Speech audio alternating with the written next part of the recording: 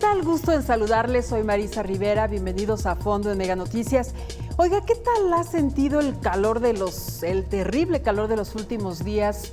Aquí en la Ciudad de México rompimos récord con más de 34 grados y prácticamente todo el país está con altísimas temperaturas. Casi el 80% de los municipios en toda la República Mexicana están afectados por la sequía. Ya hay miles y miles de cabezas de ganado muertas. También en los cultivos hay pérdidas, hay incendios forestales y por si fuera poco, apagones que dice el presidente están provocados por las altas temperaturas y el aumento de la demanda de energía. Y justamente para hablar sobre todos estos temas doy la bienvenida a nuestros invitados de hoy. Muchas gracias por estar.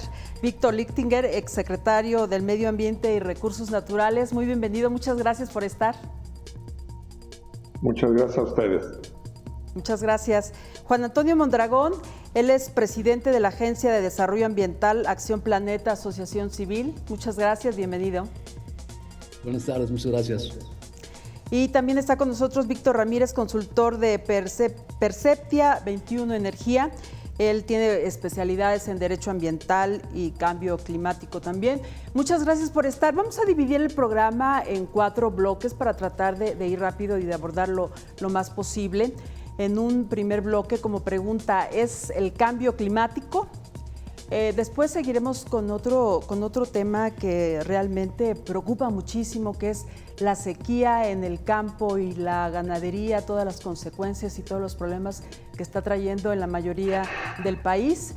Después, este tema de la crisis energética, los apagones que hemos tenido en los últimos días. Y finalmente daremos un espacio, si nos sobra tiempo, para conclusiones, por si algo quedara en el tintero. Así es que, pues vamos con este primer tema, con este primer bloque, es el cambio climático. Y esto considerando que, todos desde hace muchos años, décadas, hemos hablado y hemos escuchado sobre el cambio climático, que es el aumento de la temperatura en la Tierra generado por actividades del hombre y principalmente por la emisión de gases de invernadero.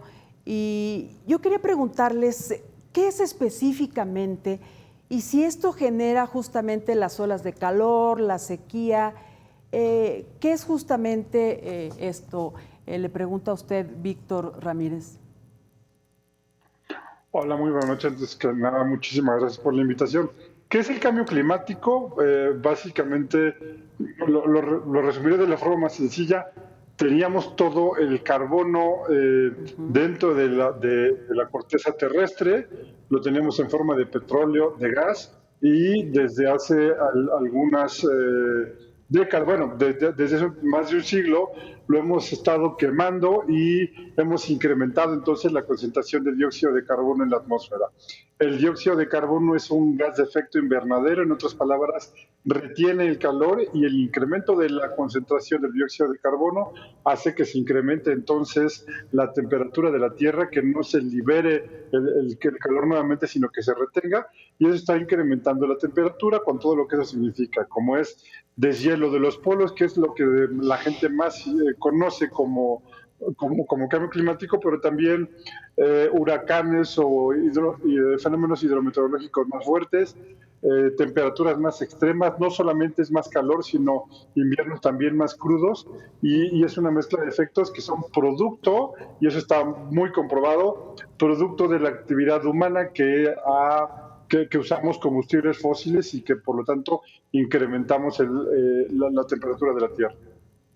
Y justamente en los últimos días, semanas, hemos padecido estas ondas de calor. Ahorita se supone que está terminando la segunda ola de calor, pero al parecer todavía van a registrarse algunas, y esto es justamente por el cambio climático, Víctor Lichtinger. Sí, como decía mi tocayo Víctor, al cual saludo con mucho afecto, el tema es que la concentración de gases, de algunos gases que se quedan hasta 100 años en la atmósfera y que generan los procesos de combustión de fósiles, de petróleo, de carbón, hace que se genere una especie de techo en la atmósfera que rodea la Tierra y cuando se calienta, este efecto no deja salir el calor y lo concentra en la Tierra. Eso ha hecho que en los últimos años, incluso más de lo que se pensaba, la temperatura de la Tierra se ha incrementado. Básicamente ya se ha incrementado en lo que no queríamos que se incremente, que es llegando al 1.5, estamos en 1.3 grados más de lo que deberíamos estar si no hubiera este efecto. En México ya sobrepasamos el 1.5 grados centígrados y estamos en 1.7 grados centígrados. Eso quiere decir que todos los países que están cercanos al Ecuador, como es el caso de México, como es el caso de todos los países, obviamente, del Oriente Medio, todos los países de Sudamérica, de la parte norte de Sudamérica, tienen mayor calor y ondas de calor, como las que estás diciendo, que el resto del planeta. Y somos, de alguna forma, muy vulnerables a este fenómeno de cambio climático. Somos vulnerables por temas digamos, de desastres naturales muy violentos, como en el Otis. Lo vimos ahora en Brasil, en Río Grande do Sul. No sé si vieron ustedes las inundaciones que sucedieron, nunca vistas. Lo hemos visto en incendios ahora en Canadá, incendios en Australia. Son eventos que no se esperaban y que no se tenían en el pasado. Este 1 punto y tantos de grados de centígrado incrementado está estabilizando el clima en el planeta y está generando cosas que no conocíamos. Y cuando suba más, cada vez va a ser peor.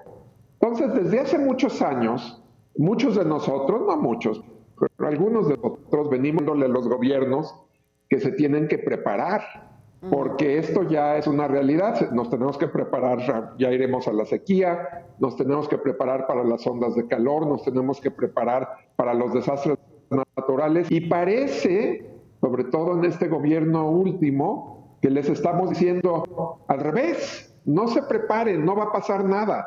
Y lo que ha sucedido es que pues nos agarró como al niño la puerta cuando la cierras sobre tus dedos.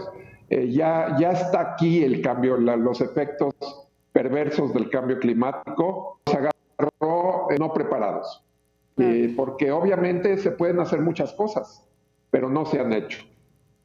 Prácticamente, como decía en la entrada del programa, todo el país está afectado por esta ola de calor, que he leído que todavía vienen otras dos. ¿Cómo estamos en ese tema, Juan Antonio Mondragón? Pues efectivamente, ahorita, como explicaba el doctor, resumiendo, estamos en una crisis medioambiental global. En uno de los últimos reportes del panel intergubernamental de cambio climático ya se vincula al ser humano como el responsable a nivel de ciencia. Entonces, finalmente, pues, tenemos que desarrollar una inteligencia sustentable y aplicar soluciones a todos los niveles, porque se está viendo una proyección mucho más radical y dramática de lo que esperábamos. Proyecciones en sistemas de monitoreo climático que esperaban un deshielo en la Antártida y en el Groenlandia y en el Ártico, que iba a ser en un lapso de 100 años, pues se está dando en 2 décadas. El clima, estamos en el año más caliente registrado y en el último mes tras mes es el más caliente que el anterior. Entonces sí es algo mucho más fuerte de lo que creemos. Está vinculado además con todo un eje de cotidianidad. Tiene que ver con la parte de sequía, con la parte de acceso a agua, con la parte de salud, de migraciones masivas, de calidad de vida, de cómo crecemos en la parte urbana. Y en este desarrollo de esta inteligencia, pues además tenemos que vincularnos con la parte de gobierno que aquí se mencionaba. Este sexenio ha sido uno de los gobiernos menos sustentables y sostenibles.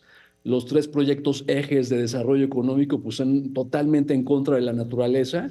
Un proyecto como el Tren Maya, que acabó con selvas, y un proyecto en 2 bocas que está completamente del otro lado de lo que deberíamos estar desarrollando, que son energías renovables y una transición energética.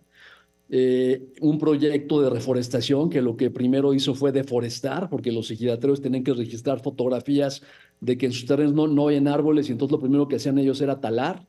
Entonces, cuando estamos en este momento tan importante de una coyuntura política en donde podemos vincularnos como sociedad, pues uno tenemos que elegir muy bien, tenemos que poner pues un análisis por encima de la parte emocional, que a veces nos cuesta trabajo con cultura mexicana. Y la otra es que tenemos que empezar a implementar ya las tecnologías. Ya hay tecnologías económicamente viables, están disponibles. Nosotros tenemos aquí un laboratorio de desarrollo ambiental en donde las tenemos montadas a escala real para probar que se pueden ya replicar y que se pueden utilizar a todos los niveles, en casa, en empresas, en escuelas, en todo tipo de entidad relacionada a nuestros hábitos cotidianos. Y creo que ahí vamos muy lentos porque además falta una plataforma mucho más agresiva de financiamiento. Lamentablemente todo esto a veces se compone de análisis de presupuestos, de costos de oportunidad, etcétera. Y creo que ahí también México tiene una gran oportunidad en todo este discurso que se promueve del nearshoring. Yo creo que si nosotros desarrollamos y resolvemos la parte de energía, podemos empezar a emigrar a una construcción de una economía circular sostenible, pero que la sociedad esté conectada desde todos los niveles. Y pues contestando tu pregunta, no podemos estar apagando fuegos como bomberos, nada más viendo la catástrofe natural a gran escala, que no podemos además con ella. Tenemos que empezar a anticiparnos. Claro. Y si ahorita ya deberíamos estar no superando el 1.5 grados, y ya estamos arriba, 1.7, y se supone que eso no debería de alcanzarse hasta el 2030, pues ya vamos con un hándicap en contra de 7 años. Entonces yo estoy proyectando que en el 2030 pues tal vez vamos a estar sobre 2.2 o 2.4 grados, lo cual es totalmente alarmante. Claro. Y ya lo decían ustedes, no es una información nueva. Desde hace muchos años se ha advertido sobre el cambio climático, que esto lleva a primaveras, a veranos mucho más calurosos, inviernos más fríos, ciclones más fuertes.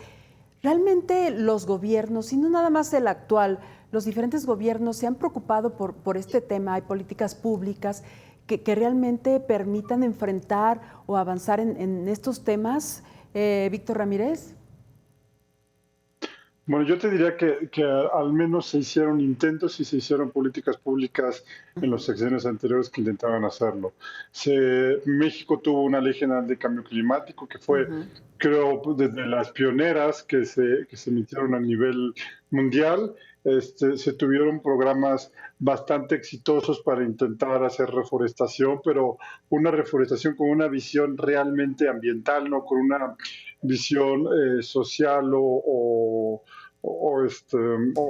electoral, que creo, clientelar, que es lo que tenemos ahorita con Sembrando Vida, bien lo dice Víctor Lichtinger, y además, por ejemplo, se puso como una de las condicionantes para sumar capacidad de generación energética, la necesidad de que fuera energía limpia en términos de cambio climático, o sea, que no tuviera, por lo menos en sitio, emisiones de gases de efecto invernadero. Entonces, sí se hacían las cosas, lamentablemente se pararon muchísimas cosas, además de que se terminó por desarmar la parte ambiental del gobierno federal de facto. Y el mejor ejemplo son las áreas naturales protegidas, que se dieron muchos nombramientos de áreas naturales protegidas en este sexenio, pero en los hechos se desintegró a la Comisión Nacional de Áreas Naturales Protegidas. Muy bien. Y hablando del tema del agua, hemos escuchado año tras año, desde hace mucho tiempo, se nos está acabando el agua, nos vamos a quedar sin agua. ¿En qué situación estamos realmente, Víctor Lichtinger? Bueno, mira, nosotros somos un país muy desigual en cuanto a la dotación de agua en las diferentes regiones. Tenemos un sureste, un sur, en donde hay mucha agua. Ahí nacen los ríos Grijalva y hay unos ríos maravillosos. Y en esa parte hay agua. Da la casualidad que en esa parte no está la gran industria, no está la gran agricultura tampoco. Y la gran agricultura está del Bajío para el norte. Y ahí somos un país en muchas partes semidesértico y con una gran necesidad de agua, y no tenemos suficiente agua para muchísimas cosas. Entonces, si tú haces un promedio de la, digamos, disponibilidad de agua por habitante, pues este promedio ha ido bajando porque la población ha ido creciendo y la cantidad de no crece, sino que disminuye porque han habido políticas públicas muy equivocadas. El agua contaminamos y digamos, además no la reciclamos, no hay un reuso del agua. Efectivamente, las presas y los ríos y el agua subterránea cada vez están más sobreexplotados. ¿Qué quiere decir eso? Que usamos más agua del que el ciclo hidrológico nos permite para que digamos, el agua se permanezca en el mismo nivel. Cada vez en el agua subterránea tienes que ir más abajo para poder llegar donde está el agua y poderla sacar. Y cada vez el agua está menos al alcance de la nación, de las actividades económicas, de la agricultura y de la industria. La verdad es que el tema del agua es, desde mi punto de vista, el tema más importante que existe para el desarrollo y crecimiento de México. El famoso nearshoring que hablaba mi colega, no se va a dar si no tenemos agua. Existe ya muchísimas, digamos, casos. Acuérdense ustedes la discusión que hubo de que si Tesla iba a Monterrey o no iba a Monterrey porque no había agua. Así ha habido muchísimos casos de industrias que vienen y no hay agua. El otro tema obviamente es la energía, que está muy relacionada con el agua también, porque buena parte de nuestra energía, no sé cuánto, aquí mis colegas son más energéticos que yo, a lo mejor saben, viene de presas, y si no hay agua, pues esas presas no operan en una forma óptima. Entonces, al final de cuentas, el agua la necesitas para todo, la necesitas para la energía, la necesitas para el ser humano, la necesitas para los ecosistemas mismos, para que sigan siendo unos ecosistemas con la biodiversidad que se tiene, lo necesitas para la industria. Sin agua no hay vida y la hemos descuidado de una forma catastrófica.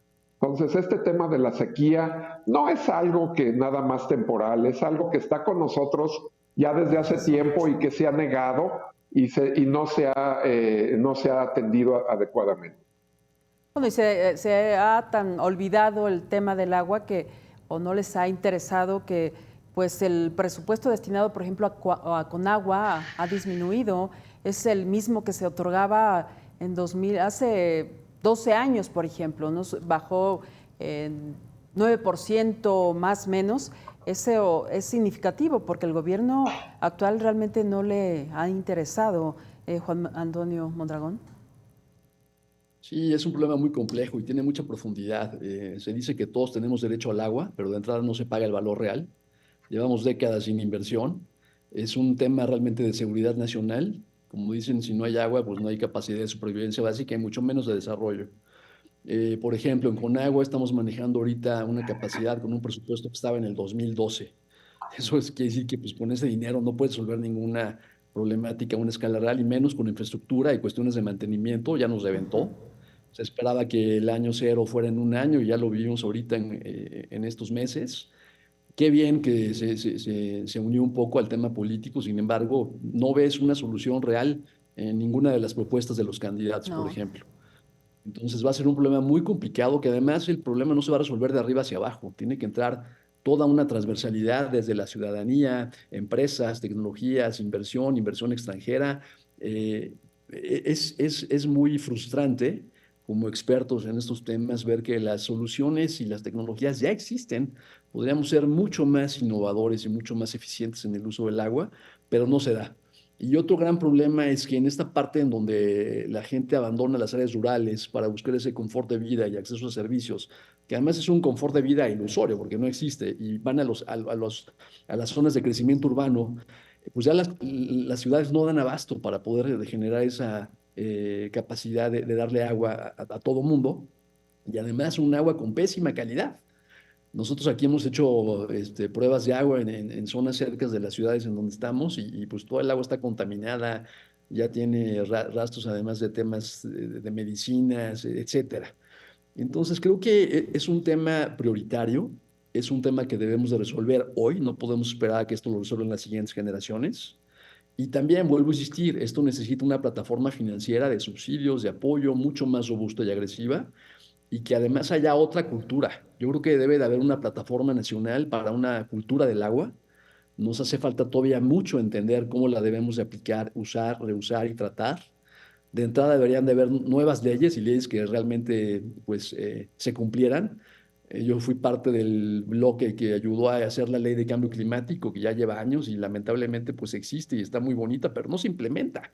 Y para que eso funcionara debería estar reformado Pemex y CFE y en fin, ¿no? Toda Uf, la parte empresarial.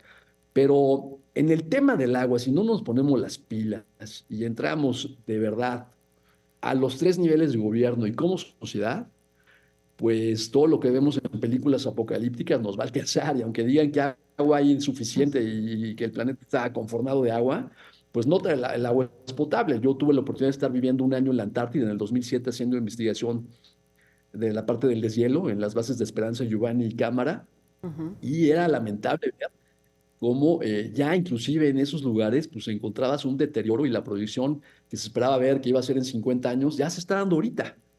Entonces, en 20 años sucedió lo que esperábamos que iba a suceder en 50. Entonces, pues es muy, perdón, es muy preocupante y le debemos entrar con todo, inteligencia, presupuestos, leyes, sociedad y sobre todo educación. Claro. Sí, sobre todo educación de todos los problemas que has mencionado. Pues realmente el consumidor no tiene esta cultura del ahorro. Seguimos viendo cómo hay desperdicio del agua, lavando autos con manguera, regando en el día los jardines, en fin. Esto también es un tema importante, lo del desperdicio del consumidor. Vamos a un corte y volvemos enseguida. No se vaya, estamos en A Fondo.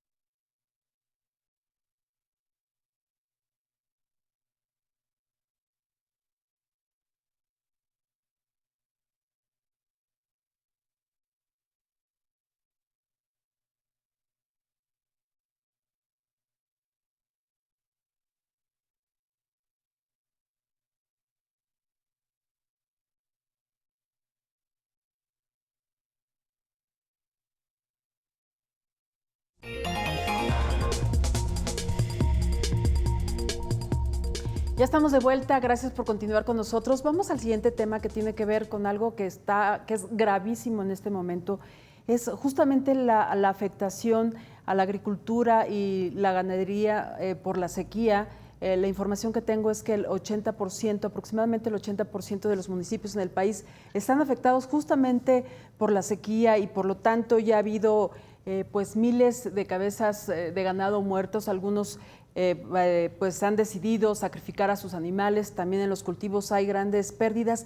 ¿Realmente se ha dimensionado, Víctor Lichtinger, el problema que estamos enfrentando y que todavía falta tiempo por esta ola de calor, por la sequía, lo que están pasando los agricultores, los campesinos, la gente que trabaja en el campo?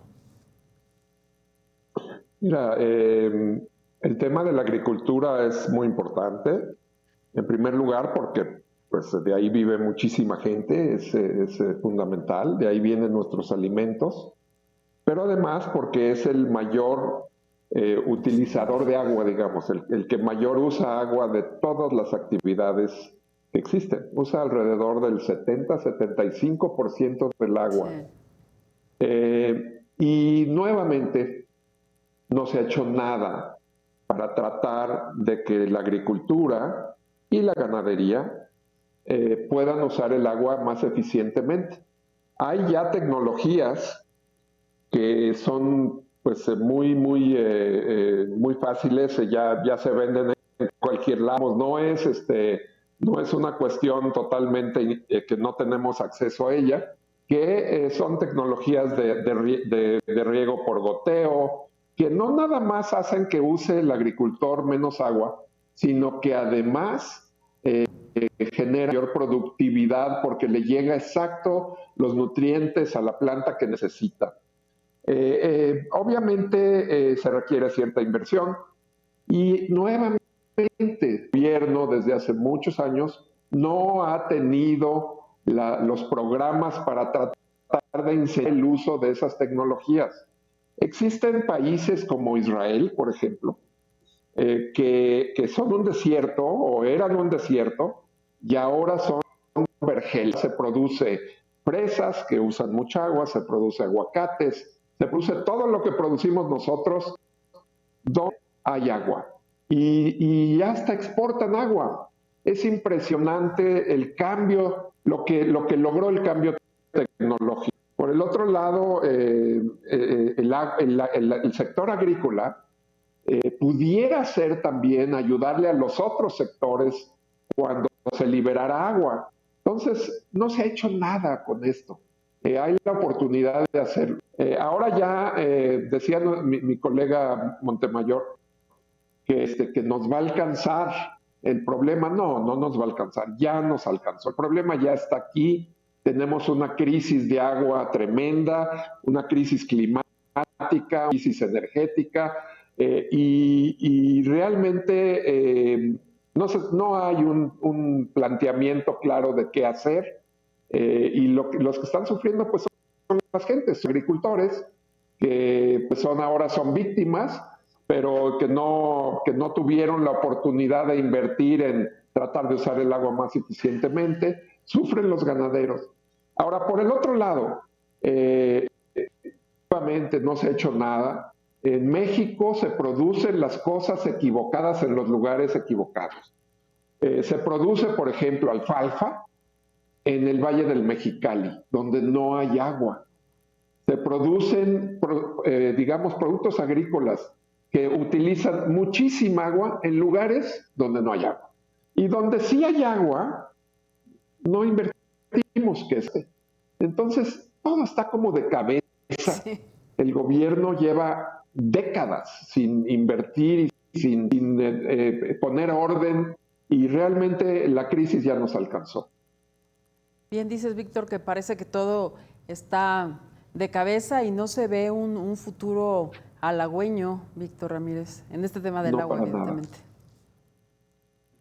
No se ve un futuro halagüeño. La realidad es que se tiene que cambiar un asunto cultural, y no me refiero a cultural de enseñar a los niños a cuidar. Digo, es obvio que eso se tiene que hacer. Sin embargo, como bien lo decía Víctor Lichtinger, tiene que haber una capacitación muy fuerte, muy agresiva, una inversión bastante agresiva también en sistemas como, por ejemplo, primero en en evitar que el agua, que la poca agua potable que tengamos se pierda en fugas, que ha sido algo que en algunos gobiernos ha dejado de hacer. Otra parte muy importante es que se tecnifique el riego, bien lo decía Víctor Lichtinger, muy buena parte del agua que se va al campo se pierde por evapotranspiración. Es algo muy curioso. Han atacado mucho a la industria por el uso del agua, sin embargo, la industria en realidad creo que es el consumidor más pequeño, el consumidor más grande que tenemos. El 5%. El consumidor más grande y menos eficiente creo, la agricultura. Y bueno, el consumo humano, pues no se ha atendido no solamente desde en la casa, sino las redes de distribución de agua se han abandonado en muchos es muy común que se abandonen y eso termina por reflejar que estamos usando mal el agua y desperdiciando lo poco que tenemos potable, porque recordemos que aunque, bien lo decía Juan Antonio hace un rato, el mundo está prácticamente rodeado de agua, sin embargo el agua realmente potable que podemos usar nosotros es muy poca, ¿no? Claro. Ante esta situación que se vive en el campo, en la ganadería, los incendios forestales, la falta de agua, en fin, todos esos problemas que ya hemos hablado, ¿podríamos hablar de que está en riesgo la seguridad alimentaria, Juan Antonio? Totalmente, me encanta además cómo lo concluyes. La seguridad alimentaria para mí es un tema de crisis nacional, de seguridad nacional. Y ahorita nosotros estamos desarrollando unas tecnologías para poder incentivar a ejidatarios, en donde ya pues no te ocupes de tener toda la parcela con cultivo, sino que adentro de un contenedor de 30 metros montas un sistema de producción con riego por goteo y hidroponía, y eso te da la producción de lo que te da una parcela ya con tecnología y además puedes cultivar todo el año. Desarrollamos otro pequeño invernadero que lo montas en 200 metros cuadrados para setas, que también las puedes cultivar todo el año, haces 6 o 7 cortes al año con una pequeña inversión y la rentabilidad de lo que vale por kilo esa seta, pues te permite que el ejidatario tenga un desarrollo humano y de vida y pues además hay un retorno de inversión que cuando se replica a nivel comunidad, pues empiezas a hacer clústeres de un desarrollo regional sostenible. Pero finalmente esto debe de estar con una política pública igual, agresiva, robusta, de conservación y de regeneración. Hay un tema también grave que es la erosión de la tierra. Hay estudios en Europa de que nos quedan 60 años de siembra a cielo abierto, que eso es dramático. Eso quiere decir que en 60 años, pues la tierra ya no va a servir. Tenemos que meter agrocultivos, agroforestería, renovación de la tierra. Y algo que a mí me tiene muy preocupado es que pues ya la tecnología y el conocimiento ha evolucionado y no vamos a la par. Tenemos biólogos y expertos, gente en Probosque, en las Secretarías de Agricultura, que estudiaron contenidos de hace 30, 40 o hasta 60 años. Y eso finalmente ahorita pues ya no es útil. Ya tenemos que cambiar también ese chip de acceso a información, contenido y conocimiento. Yo promuevo mucho el tema de una inteligencia sustentable, pero que está soportada por todas las cuestiones de hallazgos e innovación que nos pueden conectar con una modernidad sostenible que pues realmente es la solución que tenemos al alcance porque ya no podemos entrar en un esquema de estar tratando a la tierra con cuestiones prehispánicas y de conocimientos antiguos. Tenemos que ser mucho más creativos. Están mencionando aquí ejemplos de Israel. Pues, claro, generan en el desierto, en África, ya oasis, que además tienen capacidad de producción y no nada más de autoconsumo, sino también ya pueden hacer modelos comerciales y de exportación. Es dramático que México hace 50 años pudo haber sido una potencia de desarrollo de alimentos para el mundo y hoy con dificultad tenemos alimentos para nosotros mismos, además con una población creciente. Entonces sí debemos de voltear hacia el campo, pero ya con otro modelo, con un desarrollo rural sostenible, con tecnologías y forzar a la banca y a las plataformas financieras de los tres niveles, banca de primer piso, segundo y tercero, e inclusive fondos internacionales, para que haya ese subsidio y ese apoyo, porque también finalmente creo que en ese gap del emprendedor, de donde brinca de la instalación y del inicio del arranque del proyecto a que ya tenga una capacidad de producción, pues hay una vida ahí de 2 o 3 años que pues finalmente es muy complicado de poderlo resolver. Entonces creo que todo este tema también tiene que tener una plataforma de financiamiento sostenible. México ya debería estar ahí y no está, y creo que la sociedad debe de empujar eso. Y ahorita en esta época electoral es importantísimo elegir bien porque pues creo que sí hay propuestas en donde podría encaminarse esa propuesta, ¿no?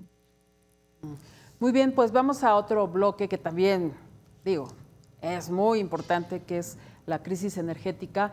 Hemos tenido algunos días de apagones. El presidente asegura que pues es por el aumento de energía, de demanda de energía y por el calor. Yo quisiera saber, Víctor Ramírez, si estás de acuerdo con esto. Evidentemente aquí vienen otros temas, la inversión, lo que no se ha hecho y en fin, como en todos los problemas que hemos hablado desde que comenzó el programa. Bueno, aquí la realidad es que los propios números desmienten al presidente. Sí ha habido calor, sí ha habido un incremento en el uso de, por ejemplo, de aires acondicionados. Sin embargo, estamos 6.000 megawatts, o más bien los apagones de la semana pasada se dieron 6.000 megawatts abajo del récord de demanda histórica del país, que fue el año pasado, en junio, que fueron 53.000 megawatts.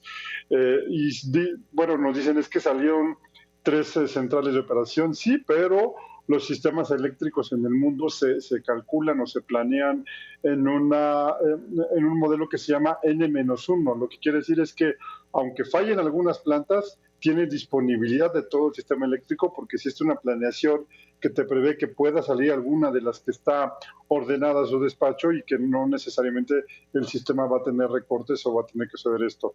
La realidad es que no nos faltaron 3.000 megawatts el martes pasado, sino que nos faltan 10.000 megawatts que se debieron de haber construido, planeado y construido y gestado desde el año 2018 a la fecha. Sin embargo, este gobierno, y ya que citamos al presidente, usaré su deporte favorito, el béisbol. Este gobierno en materia energética ni picha, ni cacha, ni deja batear, y eso es lo que tiene el sistema eléctrico en una crisis. Deberíamos de tener por lo menos 5.000 megawatts más de capacidad solar, 5.000 más eólico, y eso nos hubiera hecho lo que el viento a Juárez, los incrementos o los 47.000 megawatts de la semana pasada. Se está sumando la crisis hídrica, no hay agua suficiente para poner a funcionar las turbinas de las hidroeléctricas en el sureste, sí, pero pudimos haber tenido mucho mayor capacidad eólica solar y a lo mejor incluso también de gas natural, algunas centrales de ciclo combinado o algunas centrales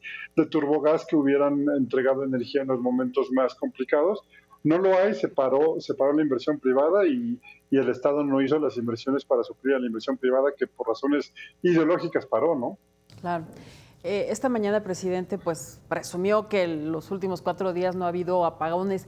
Esto evidentemente es buena noticia de que no ha habido apagones porque pues ha afectado a la industria, en fin, a todo el país, donde se han registrado estos apagones, más de 20 entidades. Pero esto podría ser un asunto político en tiempos electorales, que están ahí medio estirando la liga para que no haya apagones. ¿O realmente podría pensarse que el problema pues se solucionó, Víctor Lichtinger? No, la verdad yo no puedo decirte con certidumbre. Lo que sí sé es que este gobierno desvió y canceló una política pública que sí iba muy exitosa, que sí era muy exitosa. Había subastas, había toda unos incentivos muy claros para la inversión privada en energías limpias, y este gobierno las paró. Y nos pasamos 5 años discutiendo tonterías en lugar de pasarnos 5 años, me refiero al Congreso, ¿no? Me refiero a todas las iniciativas en el Congreso para parar precisamente y para cambiar la reforma que supuestamente era muy, muy neoliberal de Enrique Peña Nieto, con razones ideológicas, pero en realidad lo que sucedió es pararon con estas estrategias como de porros, la inversión privada, que no está prohibida para nada en la Constitución, al revés, que la Constitución la enmarca como parte fundamental del sistema energético, y pararon estas inversiones que ahorita, como dice muy bien mi tocayo, ahorita serían fundamentales para enfrentar el calor, para enfrentar todo lo que se viene, la sequía, etcétera. Ahorita estamos otra vez en una situación de emergencia por la negligencia del gobierno en los últimos 5 años en materia energética, al igual que en materia ambiental. Tú le vas sumando una y otra, y bueno, Claro. la educación y la salud, y dice, no, la verdad, pues está muy claro que se requiere, como dice Juan Antonio, discúlpame que no me sé tu nombre muy bien, Juan Antonio, pero como muy bien dice Juan Antonio, se necesita un nuevo modelo. Necesitamos un nuevo modelo. No son acciones nada más de ingeniería, como una de nuestras colegas, digamos, candidatas a presidente, dice, no es nada más cuestión de ingeniería, es cuestión de educación, es cuestión de cultura, es cuestión de rehacer la política pública. Hay muchísimas cosas que se tienen que hacer y se requiere una visión muy, digamos, disruptiva de cómo vamos. Tenemos que cambiar en una forma radical los caminos que hemos tenido. Y si no, nos vamos a quedar como un país de quinta, sin agua, sin energía, sin inversión, ahí más o menos sosteniendo el libre comercio, pero el pueblo de México va a ir mal, porque no va a haber ese dinamismo que necesita México para salir adelante. Juan Antonio, ¿quieres agregar algo sobre este? Pues sí, yo quisiera hacerlo un poquito más político. Toda esta línea de casos que hemos visto alrededor de nosotros en países que meten un comunismo con tintes socialistas, o al revés, socialistas con tintes comunistas. Lo primero que hacen es que congelan el desarrollo. Sin energía no hay crecimiento. Es prácticamente el primer botón para impulsar el PIB. Si quieres generar empleo, pues necesitas empresarios que inviertan, que generen ese desarrollo tecnológico y de manufacturas y de tecnología. Viene ahora muy agresivo toda esta plataforma de inteligencia artificial y plataformas que están conectadas prácticamente a todo eso, GPS, financiamiento, banca, y eso utiliza muchísima energía. Entonces yo veo una ola para el siguiente siglo que tiene que ver con toda una parte muy digital y de tecnología. Yo estoy asombrado en los últimos viajes que hago al extranjero, pues ya en muchos países no aceptan nada de efectivo, ya todo está digitalizado, todo lo pagas vía aplicaciones, etcétera, y creo que hacia allá vamos. México va tarde, pero yo creo que esas implementaciones las vamos a ver en estas 2 décadas, y pues eso no funciona sin una energía eficiente y además barata. Y creo que la parte de accesibilidad y de barato, que sea algo muy comercial, tiene que ver con la competencia. Y la competencia se basa en que haya inversión y que haya una plataforma de seguridad, de desarrollo, de subsidio, de cultura, de educación. Y que, como decía aquí Víctor, ya venía, hubo una reforma energética muy importante en el sexenio pasado que pues ahorita la podríamos estar haciendo mucho más amplia y robusta, pero ocurrió todo lo contrario. Entonces creo que ahorita el problema sí nos supera. Aquí como sociedad es muy difícil conectarnos a que eso suceda, pero no hay más que presionar y presionar a los que nos representan. Y algo que debemos también comprender es que nosotros somos el gobierno. Entonces necesitamos también en esta parte de cultura y educación entender que somos una estructura de gobernanza ciudadana. Cada vez tenemos que meternos más. Ahorita a mí me entusiasma mucho que haya un despertar de conciencia y mayor participación, pero no debe de quedar nada más en elegir y de votar. Debemos de meternos en las soluciones, en los desarrollos, y además también exigirle a las instituciones educativas que ellos mismos promuevan estos nuevos desarrollos. Creo que también nos estamos quedando atrás en esta dinámica de educación. Y pues la energía, así como todos los temas que pusiste hoy, Marisa, que son tan fundamentales, como el agua, el cambio climático, van a ser ejes que van a moldear nuestra vida hacia el futuro, y hoy le tenemos que hacer frente. Muchas gracias. Tenemos escasos 3 minutos, así es que 1 minuto para cada uno para una consideración final que quisieran hacer. Empezamos contigo, Víctor Ramírez. Pues yo creo que lo que necesitamos en este país, y después de escuchar a mis colegas Juan Antonio y Víctor, es que necesitamos poner en el centro de la atención al ser humano y su hábitat, su ecosistema, y trabajar en pro de mejorar todo esto. Y eso significa tener más energía y más limpia, tener un mejor trato del agua, una mejor comunidad con el agua y también con nuestra atmósfera, y dejar de emitir gases de efecto invernadero. Buscar las políticas o los políticos que pongan en el centro a esto. Muchas gracias. Gracias. Víctor Lichtenberg, por favor. Un tema que me preocupa mucho y que no comentamos es el tema de los incendios forestales. Estamos totalmente no preparados para asumir algún incendio forestal fuerte que nos venga. Y nuevamente este gobierno canceló todos los fondos y toda la tecnología que tenía de seguimiento. En la Conavio le dábamos seguimiento a eso y canceló la Conavio, canceló todos los fondos de empleo temporal para los municipios, para el combate a incendios, canceló las brigadas de incendios. Entonces estamos realmente a merced de lo que suceda. Estoy muy preocupado por un tema de incendio en el país. Muchas gracias, Juan Antonio Mondragón, adelante. Es un grito de auxilio, todos a utilizar esa inteligencia sustentable y sostenible y soluciones de conservación y de regeneración. Ahorita con el tema de los incendios, pues nos tenemos que poner a reforestar. Nosotros ya reforestamos con drones, soltando semillas para llegar a lugares más inaccesibles. Obviamente no es nada más reforestar con esa tecnología, sino reforestar a todos los niveles, todo el país. Ya debería estar por ley que todos deberíamos estar sembrando árboles y pues no nos debe de alcanzar ese destino complicado, hay que resolver.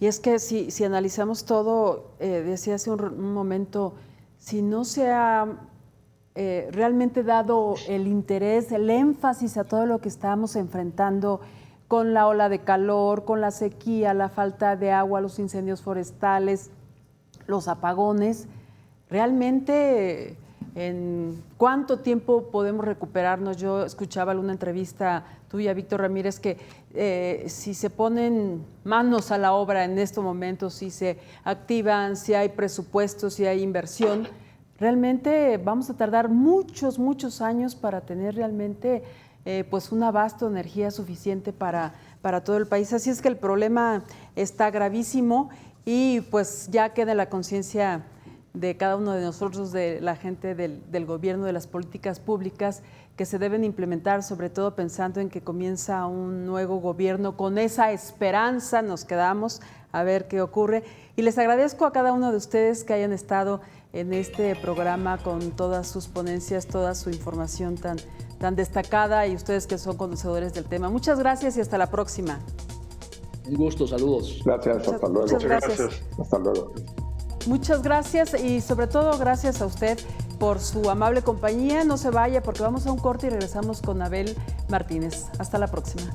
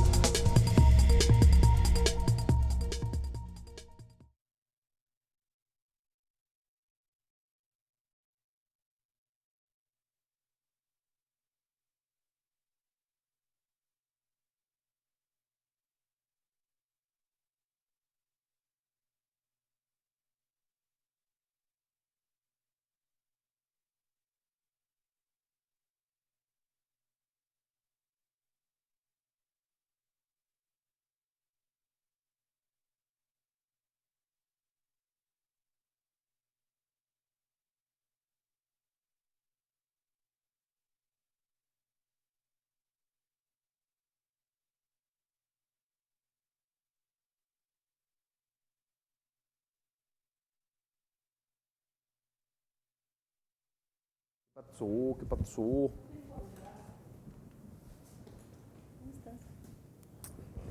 Si me toca saludar a Maritza, no puedo faltar.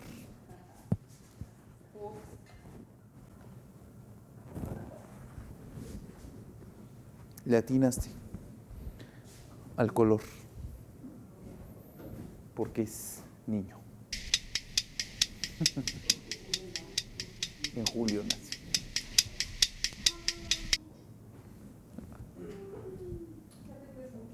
Pues claro, estoy fallando como papá. Ah.